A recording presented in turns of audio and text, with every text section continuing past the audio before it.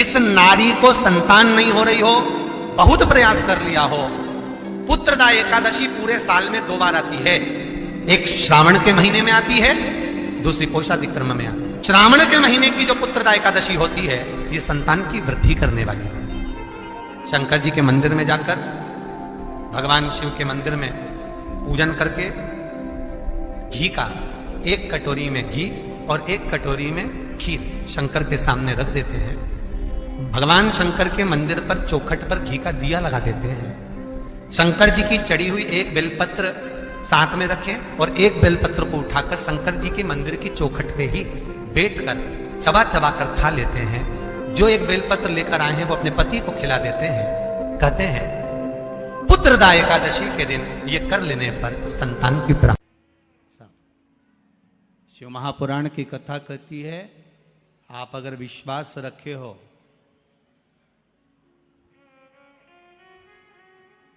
सफेद आंकड़े की जड़, जिस नारी का संतान नहीं हो, गर्भ नहीं ठहरा हो, सफेद आंकड़े की जड़, जिस देव अधिदेव महादेव की कथा जिस तुम्बरुका जी ने श्रवण कराई है, शंकर भगवान जिनके सामने बैठकर शिव पुराण की कथा सुन रहे हैं, उन तुमरुका जी का नाम लेकर शिवलिंग पे से 21 बार घुमाकर मंदिर में ही कमर पर 7वें दिन रजस्वला धर्म के जो बांध लेता है और 1 पीपल का पत्ता अवधूतेश्वर महादेव का नाम लेकर शंकर पर चढ़ाकर उसको गाय के दूध में उकाल कर रात्रि को दोनों पति पत्नी अगर पीकर सोते हैं, 3 महीने में भगवान भोलेनाथ उसकी गोद भर देते हैं। ये शिव तत्व। शंकर देता जरूर है। माता अंजना के यहां स्वयं शिव महापुराण की कथा कहती है, स्वयं शास्त्र वर्णन करता है, माता अंजना माता के गर्भ से संतान नहीं हुई। 42 वर्ष की माता अंजना हो गई थी और 42 वर्ष की होने के बाद भी माता अंजना के गर्भ से संतान नहीं थी। जब संतान नहीं हुई तब बार बार निवेदन करा महाराज केसरी से, तब नहीं संतान हुई तब अपने पिता से जाकर निवेदन करा, पिताजी गौतम बाबा से निवेदन करती है माता अंजना कि मेरे गर्भ से संतान नहीं, मुझे औलाद नहीं, क्या करूं? तब गौतम बाबा ने कहा एक पार्थिव शिवलिंग का निर्माण करो, मिट्टी का शिवलिंग बनाओ, उसकी पूजन करो। और माता अंजना उस मिट्टी के शिवलिंग के पूजन में ऐसी लीन हो गई कि मिट्टी का शिवलिंग का निर्माण करती, पूजन करती। एक बार देवाधिदेव महादेव ने कह दिया, जाओ पार्वती जरा जाकर पूछो कि अंजना को चाहिए क्या, अंजना माता को चाहिए क्या। अच्छा, सारे देवताओं को सबसे ज्यादा टेंशन देवाधिदेव महादेव से रहता है, क्योंकि ये बिना सोचे बिना समझे किसको क्या दिया है कोई भरोसा ही नहीं होता।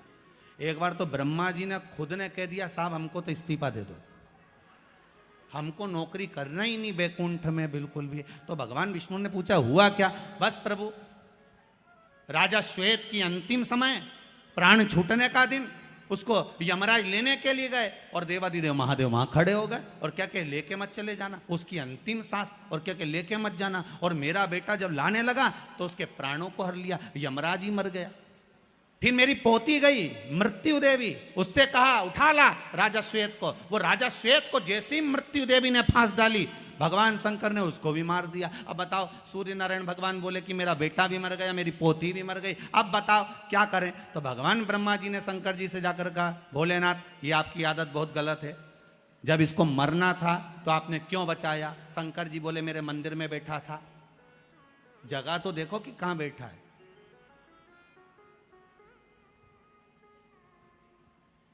ब्रह्मा जी ने भगवान विष्णु से कहा हमको ये काम नहीं करना, आप तो हमारा इस्तीफा स्वीकार करो। भगवान विष्णु ने शंकर जी से कहा भोलेनाथ जी अब इनके बेटे को, सूर्य नारायण के पुत्र को और पोती को जीवित करो। शंकर भगवान करे एक शर्त पर जीवित करूंगा, जहां मेरा भजन हो रहा हो, जहां मेरी कथा हो रही हो, अगर कोई महामृत्युंजय मंत्र का जाप कर रहा हो, श्री शिवाय नमस्तुभ्यम जप रहा हो, शंकर का पंचाक्षर मंत्र नमः शिवाय जप रहा हो, शंकर जी कहते हैं उस समय पर मृत्यु उसको ना घेरे।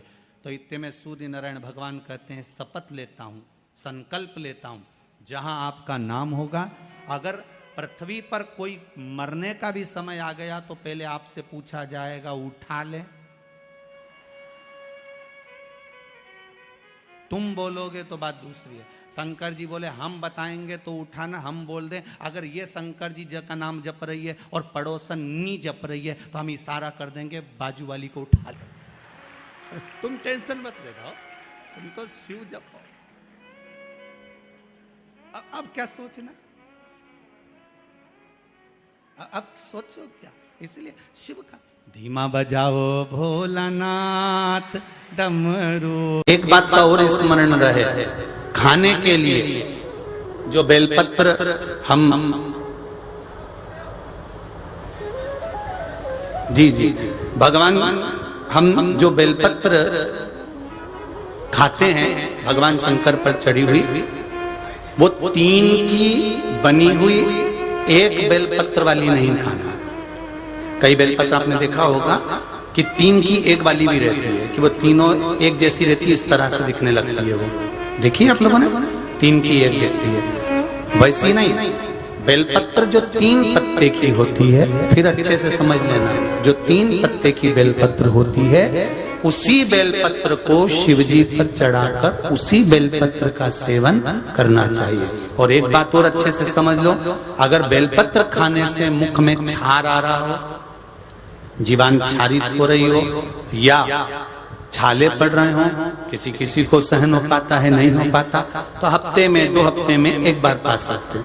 वो भी हो तो बेलपत्र को सुखाकर या बेलपत्र की गोली बनाकर पानी से निगल भी सकते हैं। पर उसका जो प्रयोग है, उसका जो आनंद है, वो आनंद ही देगा, उसका फल मिलेगा। आज भी शिव महापुराण की कथा कथी है, जिसके शरीर में काया का रोग हो जाता है, सोरायसिस जैसी बीमारी हो जाती है, खाल निकलने लगती है, चेहरे पर कालापन आ जाता है, आंखों के नीचे कालापन आ जाता है, या शरीर में काले काले धब्बे पूरे शरीर में कहीं पर भी पड़ जाएं, डॉक्टर का इलाज करवाओ, डॉक्टर को शिव मानो, जो दवाइयां दे वो खाओ, जांचें करने की बोले जांचें कराओ, पर साथ में एक काम और करो, शंकर भगवान को 5 बेलपत्र 5 दुर्वा समर्पित कर कर एक ही लोटे से 5 बार थोड़ा थोड़ा जल सुंदरेश्वर महादेव के नाम से चढ़ाओ।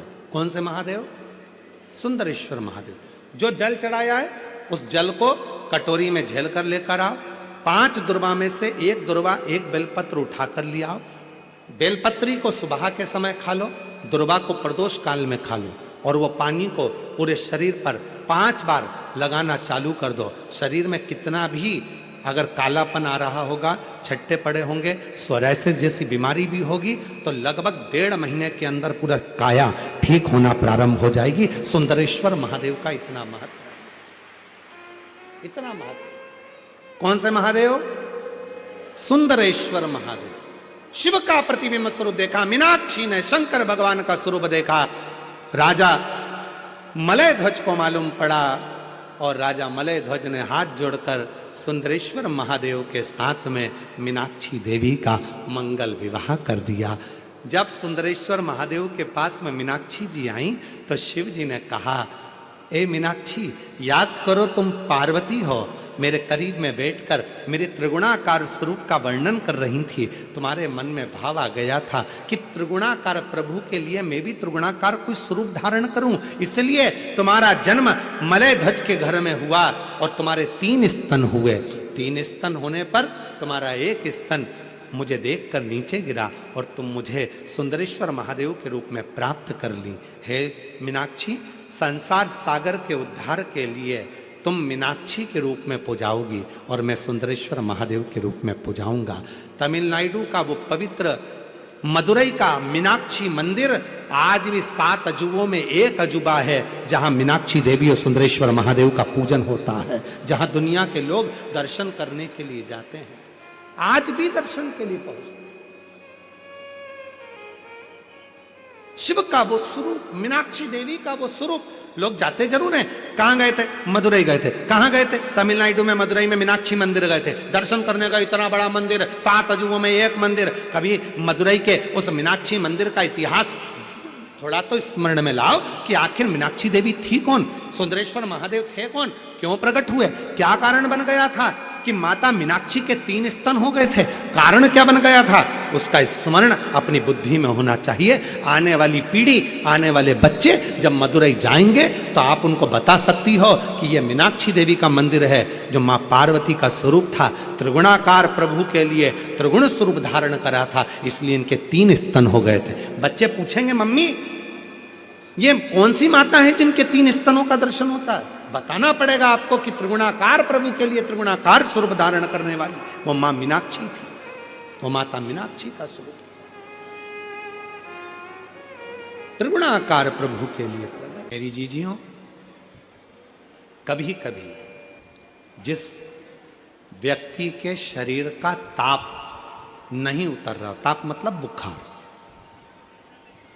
बुखार उतर ही नहीं रहा, डॉक्टर अपना काम कर रहे हैं, उनको करने दो, क्योंकि डॉक्टर शिव का रूप है। डॉक्टर दवाइयां दे रहे हैं, देने दो, डॉक्टर शंकर का रूप है। वो जांच का बोले जांच कराओ, दवाई का बोले दवाई खाओ, सब कुछ करो। उसके बाद भी अगर आधी रात को कोई डॉक्टर नहीं मिल रहा है और बहुत तेज बुखार शरीर में चढ़ गया है, बहुत तेज बुखार चढ़ गया, बहुत तेज। महाराज, एक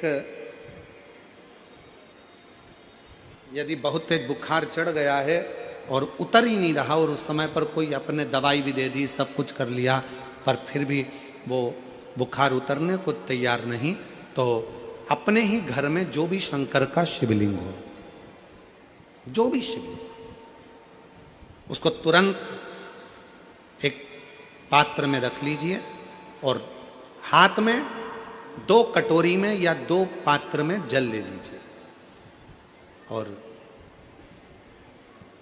भगवान शंकर का नटराज रूप का दर्शन करिए। अपनी बुद्धि में नटराज भगवान का स्मरण करो कि जो चारों तरफ नटराज जी के अग्नि है, चारों तरफ। आप लोगों ने नटराज मूर्ति का दर्शन करा है कि नहीं करा? किस किस ने करा है जरा बोलो? सबने करा है ना? नटराज भगवान के नत्य की मूर्ति में चारों तरफ अग्नि का गोला है, चारों तरफ। नटराज भगवान का, नटकेश्वर महादेव का स्मरण कर कर दोनों कटोरी में जो जल है या पात्र में जल है, उसको धीरे धीरे शंकर भगवान पर, नटराज भगवान के चारों तरफ जो ज्वाला है, अग्नि है, उसका स्मरण कर कर चढ़ा दीजिए। शिवलिंग को उठाकर वापिस अपनी जगह पर रख दीजिए।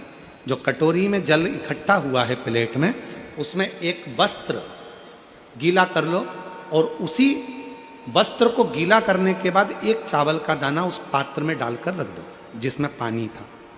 उस वस्त्र को गीला कर कर उस बच्चे के पूरे शरीर पर 3 बार, या जिसको भी बुखार हो, महिला पुरुष, उसके शरीर को 3 बार, आधे घंटे के अंदर 3 बार उसको धीरे धीरे धीरे धीरे नटराज भगवान का स्मरण कर कर, नटकेश्वर महादेव का स्मरण कर कर उसको पोंछ दीजिए।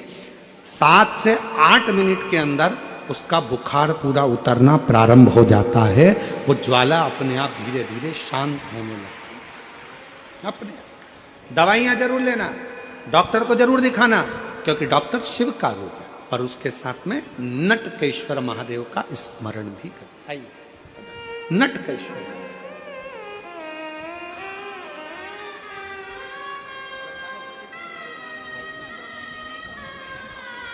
गठान हो गई थी गले में और डॉक्टर की दवाइयां बहुत समय से ले रही थी पर आराम नहीं लगा। जांच भी कराई, दूसरी भी, बाबा की कृपा से नॉर्मल आई और अब 2 महीने के अंदर पूरी गठान गल गई। ये शिव की उदारता। जोरदार ताली बजाइए। शंभो कृपा। कौन से महादेव का नाम लेना है? जम के बोलिए जरा, नटकेश्वर महादेव। वापिस बोलिए एक बार, नटकेश्वर महादेव। नटकेश्वर महादेव नटराज भगवान के चारों तरफ जो अग्नि का गोला है, उसी अग्नि